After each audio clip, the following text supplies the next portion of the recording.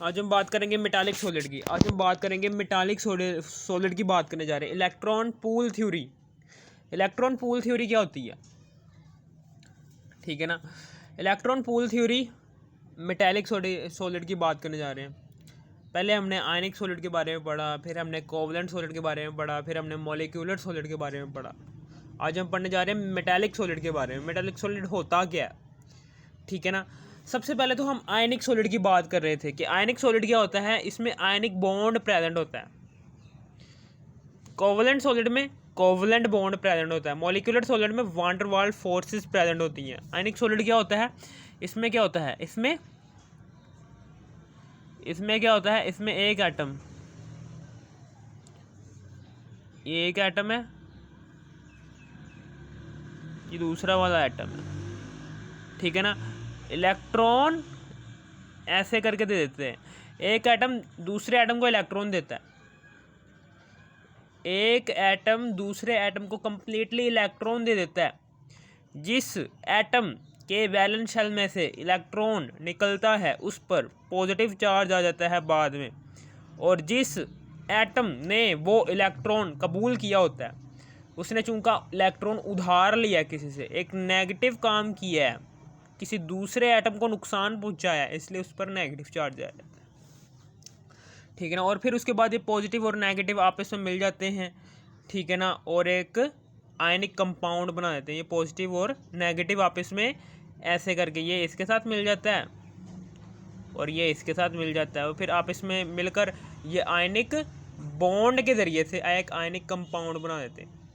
यानी कि दोनों आयंस के दरमियान एक बॉन्ड बन जाता है। उस बॉन्ड को कहेंगे हम आयनिक बॉन्ड, चूँकि ये दो आयंस के दरमियान बना है, एक कैटायन और एक एनायन। कैटायन और एनायन के दरमियान बनने वाले बॉन्ड को कहेंगे आयनिक बॉन्ड। ठीक है ना। और इस आयनिक बॉन्ड के नतीजे में जो सा कंपाउंड बनेगा उस कंपाउंड को कहेंगे हम आयनिक कंपाउंड। और वो आयनिक कंपाउंड किस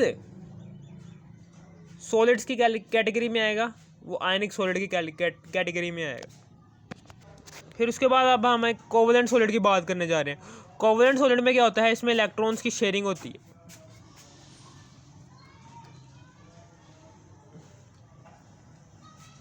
इसमें ये एक एटम है और एक ये दूसरा ये वाला एटम है। ठीक है ना। दोनों एटम्स आपस में वैलेंस शेल के इलेक्ट्रॉन्स की शेयरिंग करवा देते हैं। ठीक है ना। शेयरिंग ऑफ इलेक्ट्रॉन की वजह से बनने वाले बॉन्ड को कहेंगे कोवलेंट बॉन्ड, और कोवलेंट बॉन्ड के नतीजे में जो सा सॉलिड बनेगा उस सॉलिड को कहेंगे कोवलेंट सॉलिड। ठीक है। मॉलिक्यूलर सॉलिड में क्या होता है? मॉलिक्यूलर सॉलिड में वान डेर वाल्स फोर्सेस होती हैं। ठीक है। यहाँ पर मॉलिक्यूलर सॉलिड में वान डेर वाल्स फोर्सेस होती हैं। Van der Waals forces molecular solids में van der Waals forces present होती है। वान डेर वाल्स फोर्सेस कौन कौन सी फोर्सेस होती हैं? इंटरमॉलिक्यूलर फोर्सेस सारी की सारी आ जाती हैं। वान डेर वाल्स फोर्सेस में सारे के सारे इंटरमॉलिक्यूलर फोर्सेस आ जाती हैं। ठीक है ना। Dipole dipole forces, ion dipole forces, dipole induced dipole forces, सारी की सारी वान डेर वाल्स फोर्सेस में इंटरमॉलिक्यूलर फोर्सेस आ जाती हैं। ठीक है ना। इन सारे के सारे इंटरमॉलिक्यूलर फोर्सेस की वजह से बनने वाले सॉलिड्स को कहेंगे मॉलिक्यूलर सॉलिड्स।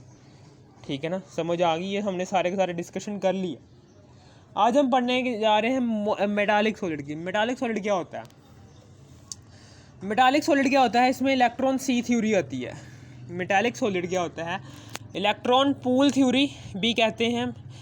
मेटालिक सॉलिड में मेटालिक बॉन्ड पाया जाता है, और वो मेटालिक बॉन्ड जो सा है उसकी डिस्कशन इस थ्योरी के मदद से की जाती है। यानी कि मेटालिक बॉन्ड जो सा है वो साइंटिस्ट को नहीं पता कि मेटालिक बॉन्ड कैसा दिखता है, कैसा नहीं दिखता। मेटालिक बॉन्ड साइंटिस्ट को नहीं पता कि वो कैसा दिखता है, इसलिए उसको अंदाज़ा लगाने के लिए कि भाई मेटालिक बॉन्ड ऐसा ही होना चाहिए। ठीक है ना। मेटालिक बॉन्ड को अंदाज़न एक्सप्लेन किया जाता है इन थ्योरीज़ की बदौलत। सबसे पहले थ्योरी है जी इलेक्ट्रॉन पोल थ्योरी। 3 थ्योरीज़ हैं जो मेटालिक सॉलिड के अंदर मौजूद मेटालिक बॉन्ड को एक्सप्लेन करती हैं कि भाई मेटालिक बॉन्ड ऐसा ही होगा। ठीक है ना। साइंटिस्ट को अंदाज़ा नहीं है कि मेटालिक बॉन्ड होता कैसा है, ठीक है ना, अंदाज़ा नहीं है, उन्होंने अंदाज़ा लगाया है इन 3 थ्योरीज़ की मदद से कि मेटालिक बॉन्ड इन तीनों की तीनों थ्योरीज़ में से किसी एक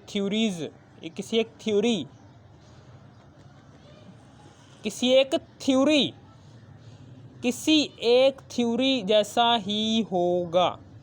ठीक है ना। पहले ये जी थ्योरी इलेक्ट्रॉन पूल थ्योरी है जी। इलेक्ट्रॉन पूल थ्योरी क्या आती है, ठीक है ना। इलेक्ट्रॉन पूल थ्योरी है सबसे पहली थ्योरी कि दो solid which have metallic bond is called metallic solid. Metallic solid की डेफिनेशन क्या है कि ऐसे सॉलिड के जिनके दरमियान मेटालिक सॉलिड, ऐसे सॉलिड्स होते हैं कि जिनके दरमियान मेटालिक बॉन्ड प्रेजेंट होता है ना, उससे हम कहते हैं मेटालिक सॉलिड। अब मेटालिक बॉन्ड साइंटिस्ट को नहीं पता वो कैसा दिखता है, इसलिए उसको मेटालिक बॉन्ड को एक्सप्लेन करने के लिए 3 डिफरेंट थ्योरीज दी गई। सबसे पहले जी इलेक्ट्रॉन पूल थ्योरी, फिर उसके बाद वैलेंस बॉन्ड थ्योरी, फिर मॉलिक्यूलर ऑर्बिटल थ्योरी। 3 थ्योरीज दी गई थी। सबसे पहले जी electron pool theory. The electron pool was given by Drude and extended by Lorentz. वो कह रहा है जी इलेक्ट्रॉन पूल को एक्सप्लेन किसने गिवन किसने दिया, किसने था, ड्रूड ने। और उसको इलेक्ट्रॉन पूल थ्योरी को मज़ीद एक्सटेंड किसने किया था, मज़ीद एक्सप्लेन किसने किया था, लोरेन ने किया था। ठीक है ना, समझ आ गई आपको। अब हम क्या करेंगे, all the metal atoms lose its valence electron and form metallic ions. These electrons are known as mobile electron.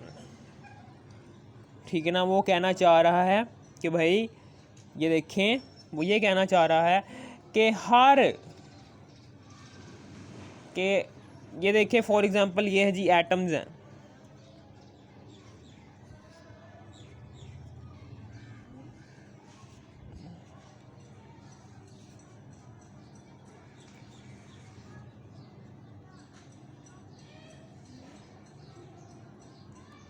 पाँच 6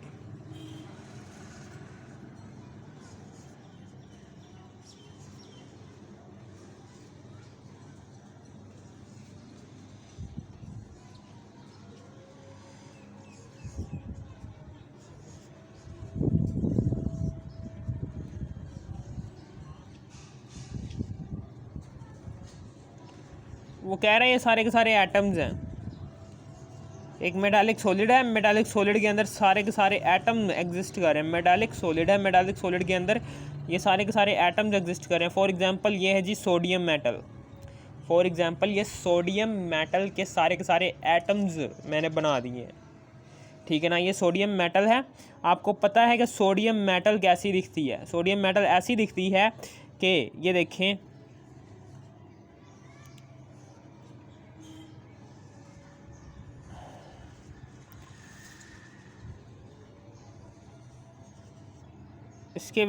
इसके फर्स्ट शेल में 2 इलेक्ट्रॉन, सेकंड लास्ट शेल में 8 इलेक्ट्रॉन और आखिरी वाले शेल में 1 इलेक्ट्रॉन। जब ये 1 इलेक्ट्रॉन खारिज हो जाता है ना, फिर ये सोडियम मेटल का ये जो उनसा एटम है वो केटाइन में चेंज हो जाता है, आयन बन जाता है। और वो आयन कौन सा बनता है, केटाइन वाला, जिसके ऊपर पॉजिटिव चार्ज होता है। ठीक है ना। ये आखिरी वाले शेल में से सोडियम एटम क्या करती है, ये 1 इलेक्ट्रॉन खारिज कर देती है और अपने आप को ऑक्टेट रूल के मुताबिक स्टेबल कर लेती है। ये लो जी, 1 इलेक्ट्रॉन इसने खारिज कर लिया। सोडियम मेटल के एक एटम ने अपने वैलेंस शेल में से, जो कि 1 इलेक्ट्रॉन रखता था, उसने 1 इलेक्ट्रॉन खारिज कर दिया और फिर ये वाला शेल, फर्स्ट शेल जो सा आखिरी वाला शेल है, ये गायब हो जाएगा। और सेकंड लास्ट शेल में 8 इलेक्ट्रॉन प्रेजेंट है, जो ऑक्टेट रूल के मुताबिक सोडियम मेटल के एक एटम को स्टेबल कर देंगे। ये जो सा इलेक्ट्रॉन होगा ये सोडियम मेटल के एटम के बिल्कुल आगे आ जाएगा। ऐसे ये सारे के सारे इलेक्ट्रॉन हैं जो उनसे हैं, ये क्या जाहिर कर रहे हैं कि भाई मैं सोडियम मेटल के एटम का वैलेंस इलेक्ट्रॉन हूँ, जो सोडियम मेटल ने इसलिए खारिज किया है, सोडियम मेटल के एटम ने इसलिए खारिज किया है ताकि वो ऑक्टेट रूल के मुताबिक स्टेबल हो सके और ख़ुद इसके ऊपर पॉजिटिव चार्ज आ जाएगा। खुद ये सारे के सारे मेटालिक एटम्स हैं सोडियम के, उन सारे के सारे एटम्स के ऊपर कौन सा चार्ज आ जाएगा? पॉजिटिव चार्ज आ जाएगा। ठीक है ना, समझ आ गई आपको। और इसी को, और यही स्ट्रक्चर होता है हर एक मेटल का। ठीक है, मेटल का ये स्ट्रक्चर होता है। इसी को कहते हैं मेटालिक बॉन्ड। इसी को कहते हैं मेटालिक बॉन्ड के इलेक्ट्रॉन्स की और मेटालिक आइंस, इलेक्ट्रॉन और मेटालिक आइंस के दरमियान कशिश को कहते हैं हम मेटालिक बॉन्ड।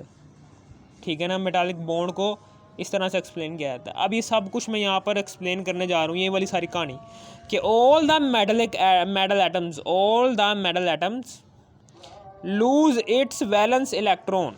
सारे के सारे मेटल एटम्स ने अपना वैलेंस इलेक्ट्रॉन को खारिज कर दिया, valence electron, and form metallic ions, और बना दिए मेटालिक आइंस। कौन से आइंस बना दिए? मेटालिक आइंस बना दिए। कौन? जिनके ऊपर पॉजिटिव चार्ज हो।